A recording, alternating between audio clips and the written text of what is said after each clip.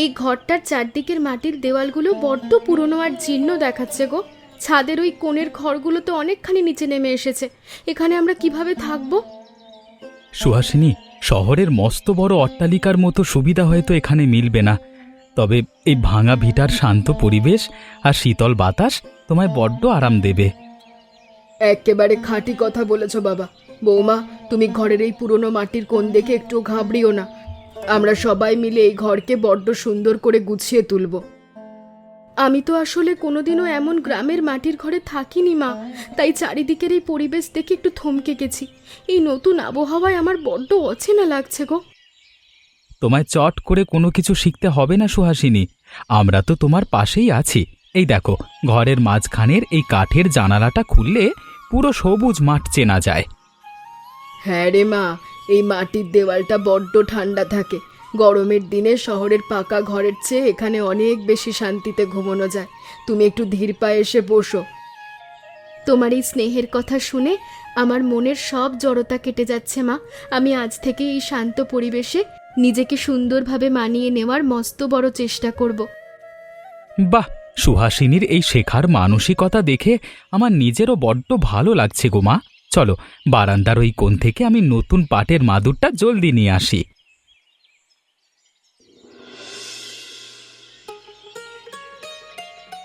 বৌমা, সকালের এই মিষ্টি রোদ আমাদের এই ছোট্ট উঠানটায় কেমন চমৎকার লাগছে দেখেছো?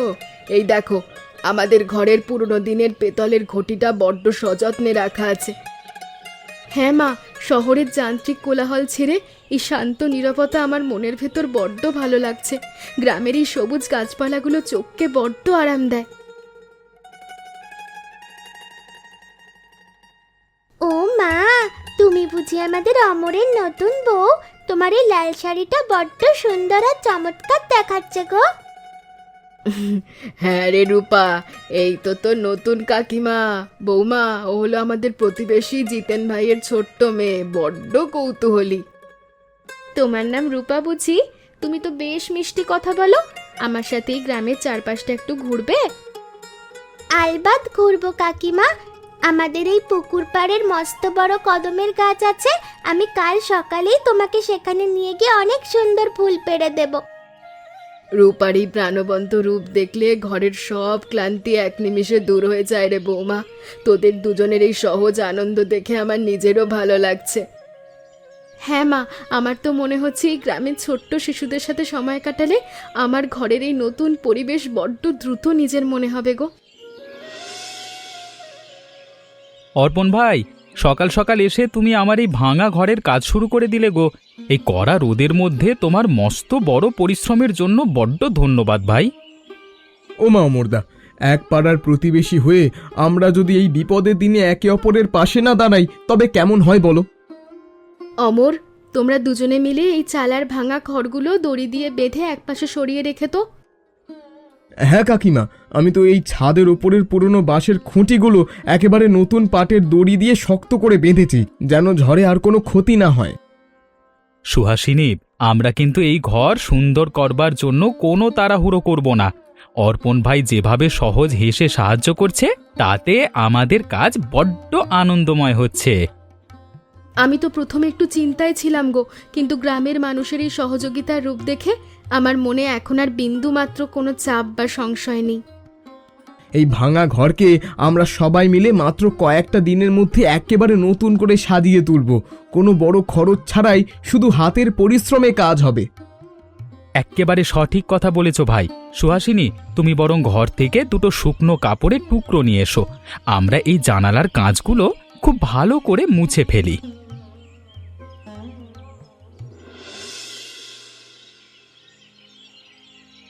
বৌমা, আমাদের এই গ্রামীণ সংসারের রান্নার নিয়ম কিন্তু শহরের মতো অত জটিল নয় রে মা।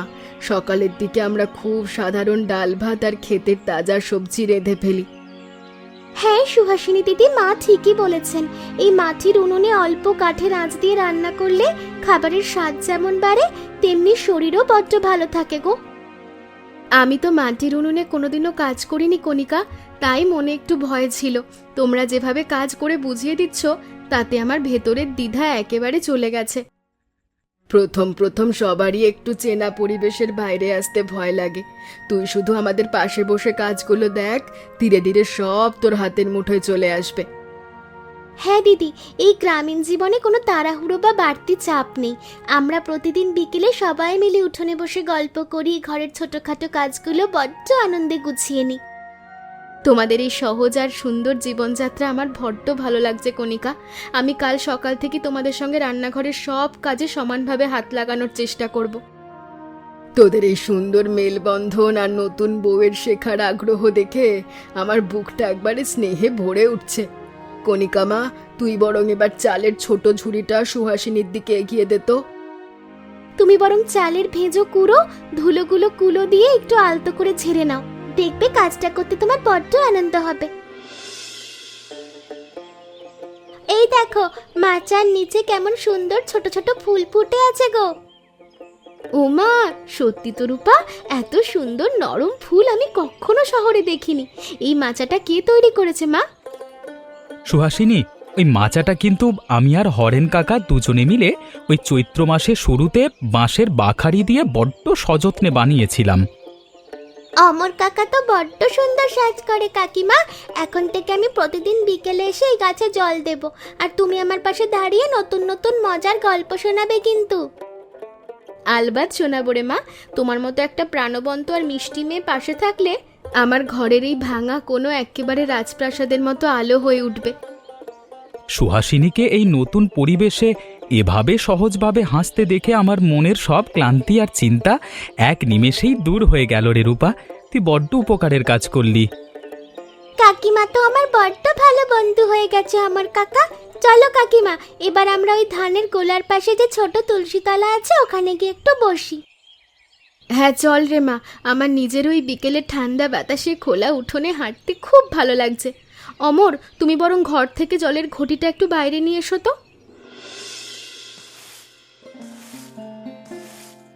মালতী কাকিমা, সকাল সকাল উঠোনের এই মরা ডালপালাগুলো এক কোণে স্তূপ করে রাখছি গো। এগুলো শুকনো হলে আমাদের রান্নাঘরের উনুনে বড্ড ভালো জ্বালানি হবে। হ্যাঁ অর্পণ বাবা, তুমি বড্ড গুছিয়ে কাজ করছো। বৌমা, তুই আবার এই কাদার মধ্যে ঝাড়ু হাতে নিতে গেলি কেন রে?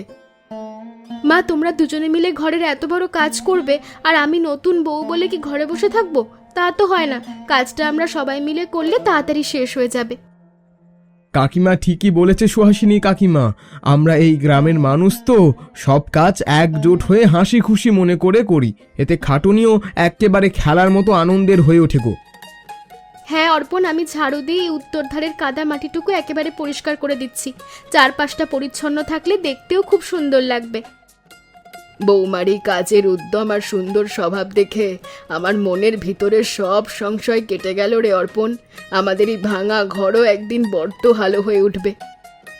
আলবাত হবে কাকিমা। সুহাসিনী কাকিমা যেভাবে কোমর বেঁধে কাজে নেমেছে, তাতে আমাদের এই মাটির ভিটা পুরো পাড়ার মধ্যে সবচেয়ে সুন্দর বাড়ি হয়ে উঠবে গো।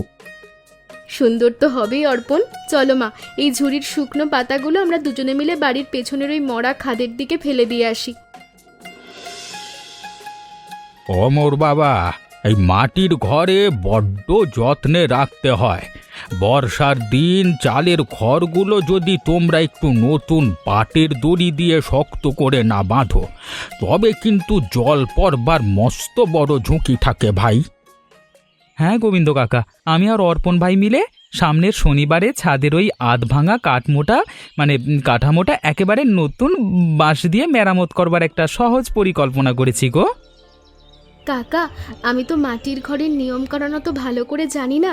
এই দেওয়ালগুলো যাতে বর্ষার জলোচ্ছ্বাসে নষ্ট না হয়ে যায়, সেজন্য আমাদের এখন থেকে কি ধরনের প্রস্তুতি রাখা দরকার একটু বলো না। বড্ড চমৎকার প্রশ্ন করেছো তো মা। প্রতি বছর বর্ষা নামবার আগে মাটির সাথে সামান্য ধানের কুঁড়ো আর চুন মিশিয়ে দেওয়ালের গোড়ায় ভালো করে প্রলেপ দিলে ঘর এক্কেবারে পাথরের মতো শক্ত থাকে। কাকা, তোমার এই অভিজ্ঞতার কথাগুলো আমাদের এই নতুন সংসারের জন্য বড্ড বেশি দরকার ছিল গো। সুহাসিনী শহরের মেয়ে হলেও সবকিছু বড্ড গভীর মনোযোগ দিয়ে শিখছে। তোমাদের দুজনের এই শ্রদ্ধা আর শেখার পরিবেশ দেখে আমার মনের ভেতরে বড্ড শান্তি এলো বাবা।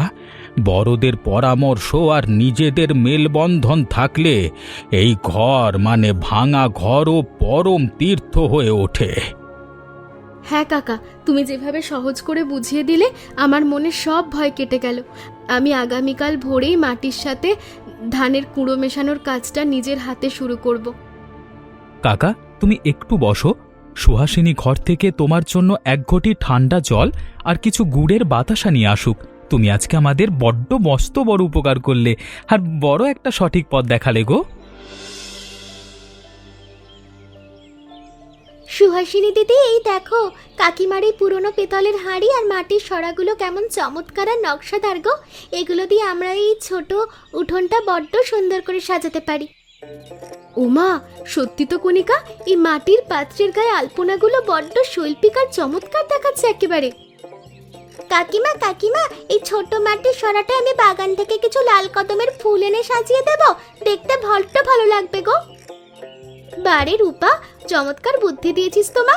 দিদি, তুমি এই সরাগুলো বারান্দার মাটির ওপর এক এক করে সারিবদ্ধভাবে সাজিয়ে রাখো, দেখতে খুব সুন্দর লাগবে। হ্যাঁ কণিকা, ঘর সাজানোর এই সহজ আনন্দ আমি শহরে কোনোদিন পাইনি। ঘরের ফেলে দেওয়া জিনিস দিয়েও যে এত একটা সুন্দর পরিবেশ তৈরি করা যায় তা আমি আজ বুঝলাম। আমি তাহলে এখনই মাঠের পথ ধরে দৌড়ে গিয়ে বকুল আর কদম ফুল নিয়ে আসছি কাকিমা। তোমরা কিন্তু সরাগুলো বড্ড যত্নে দেওয়ার ওপর সাজিয়ে রেখো। তোদের এই শিশুসুলভ আনন্দ আর ঘর সাজানোর মেলবন্ধন দেখে আমার নিজেরও কাজের গতি অনেকটা বেড়ে গেল। এই মাটির বাড়ি এখন বড্ড আপন মনে হচ্ছে। হ্যাঁ কণিকা, এই ছোট ছোট আনন্দের ছোঁয়ায় আমাদের এই পুরনো ভাঙা ঘরটা এখন এক পরম শান্তিময় আর ভালোবাসার সুখে নীর হয়ে উঠছে গো। গোবিন্দ কাকা, সামনের মাসের দিকে মাঠে ধান কাটা শেষ হলে যে সামান্য বাড়তি টাকা হাতে আসবে তা দিয়ে আমি ঘরের এই উত্তরধারে দেওয়ালটা এক্কেবারে নতুন করে তুলতে চাই। বড্ড সঠিক সিদ্ধান্ত নিয়েছ অমর বাবা। তাড়াহুড়ো না করে ধাপে ধাপে এগোনোই হলো আমাদের এই গ্রামীণ জীবনের আসল নিয়ম। হ্যাঁ কাকা, সুহাসিনী যেভাবে কোনো লাভ বা অসুবিধার আশা না করে এই ভাঙা ঘরকে ভালোবেসে আপন করে নিয়েছে, ওনার এই ত্যাগের জন্য আমার দায়িত্ব আরো অনেক বেড়ে গেছে গো। সুহাসিনী মেয়েটি বড্ড ভাগ্য করে এই ঘরে এসেছে বাবা। ওনার এই শান্ত স্বভাব আর শেখার মানসিকতাই তোদের এই পুরনো ভিটেকে একদিন পুরো গ্রামের মধ্যে সেরা করে তুলবে। আমি ভাবছি কাকা, দেওয়ালটা তোলবার সময় পাশে একটা ছোট বারান্দার মতো রাখবো, যেখানে বসে সুহাসিনী বিকেলের দিকে রূপাদের সাথে গল্প করতে পারবে আর মনের আনন্দ পাবে। চমৎকার ভাবনা বাবা। ঘরের সৌন্দর্য তো শুধু পাকা দেওয়ালে হয় না, ঘরের ভেতরের মানুষের পারস্পরিক ভালোবাসা আর শান্ত পরিবেশটাই হলো আসল রূপ। তাহলে পরিকল্পনা এক্কেবারে পাকা রইল কাকা। কালকে ভোরেই আমি বাজারে গিয়ে হরেন দাদাকে সাথে নিয়ে নতুন বাঁশের খুঁটি আর পাটের দড়ির দামটা আরেকবার ভালো করে জেনে আসব।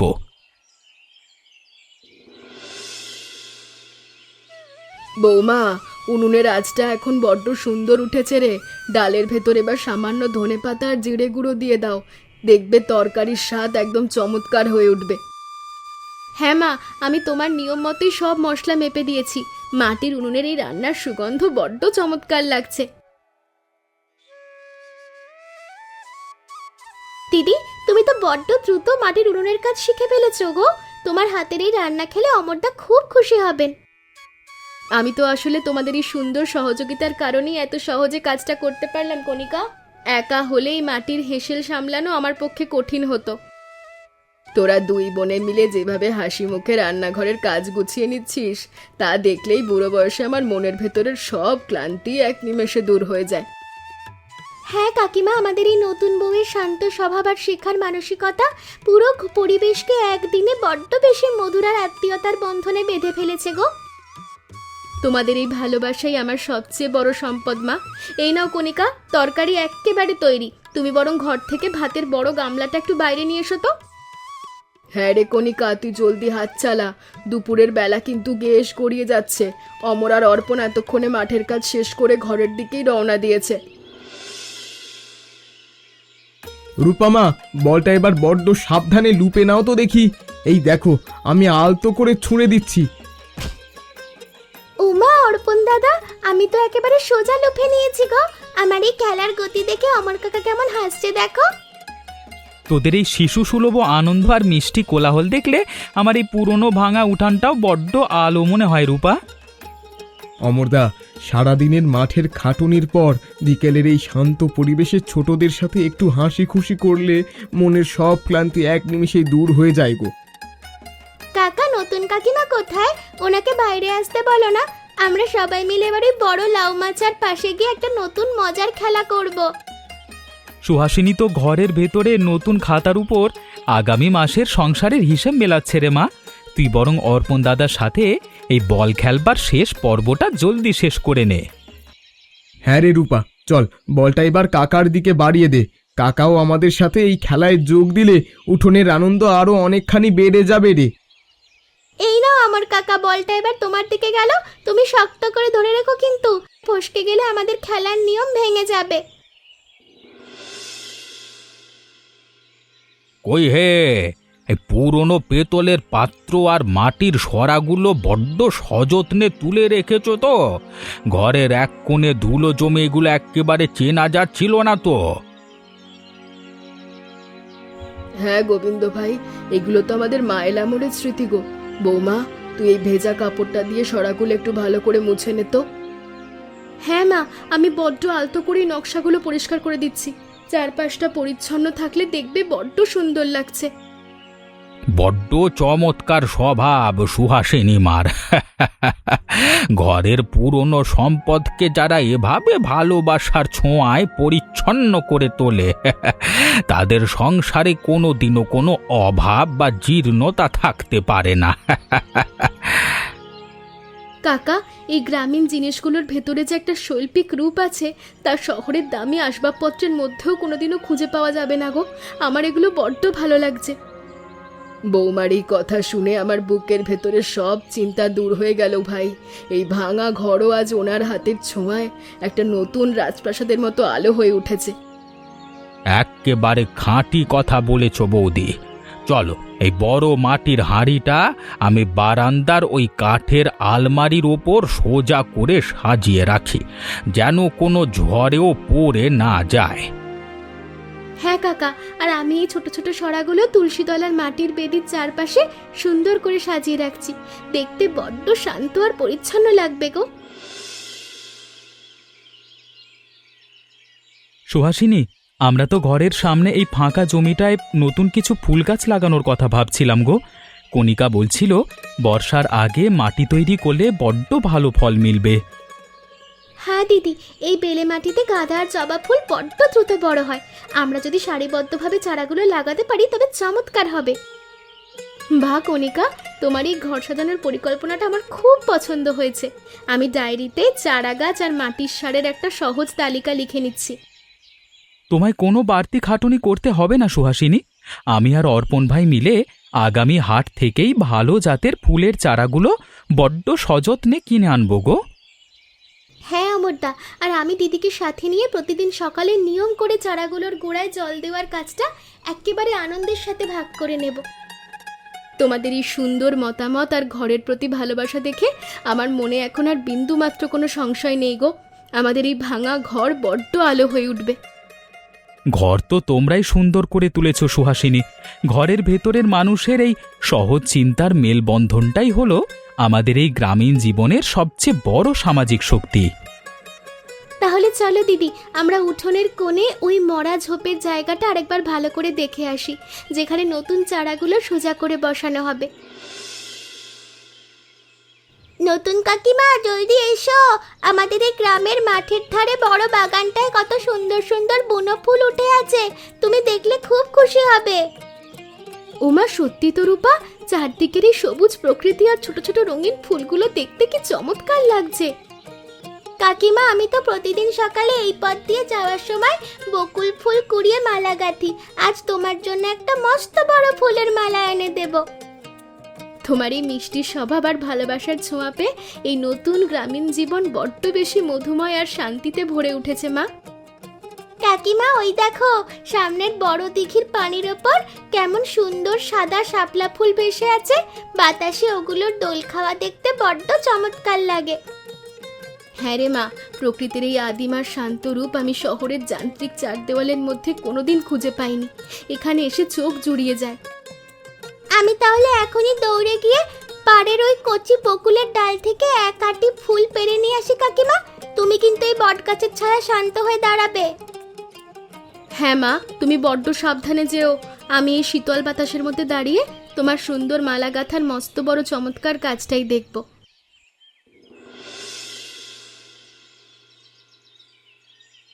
আজকে কত বছর পর তোমাদের পুরনো উঠোনটা একেবারে পরিষ্কার আর চমৎকার দেখাচ্ছে গো।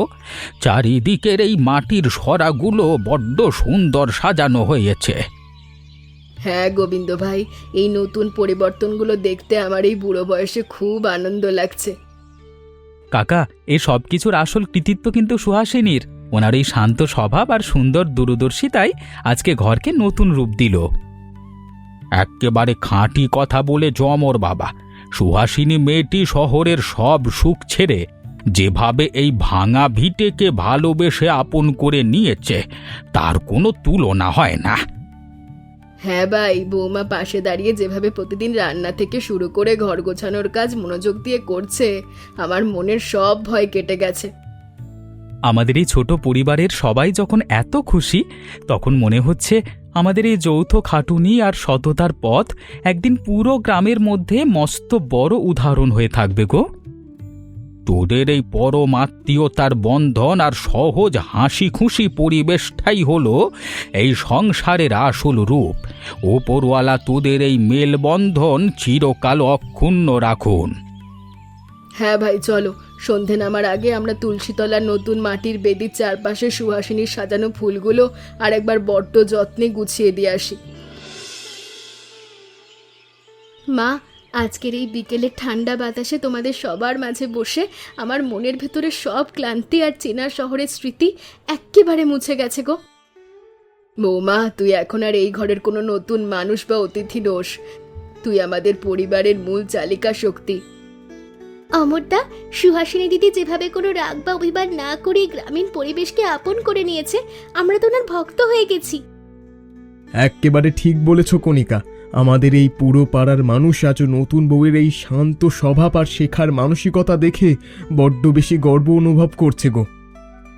যেখানে সুমতি আর পারস্পরিক একতা থাকে সেখানে কোনো অভাব বা ভাঙা দেওয়াল একটা পরিবারকে কোনো দিনও পঙ্গু করতে পারে না বাবা।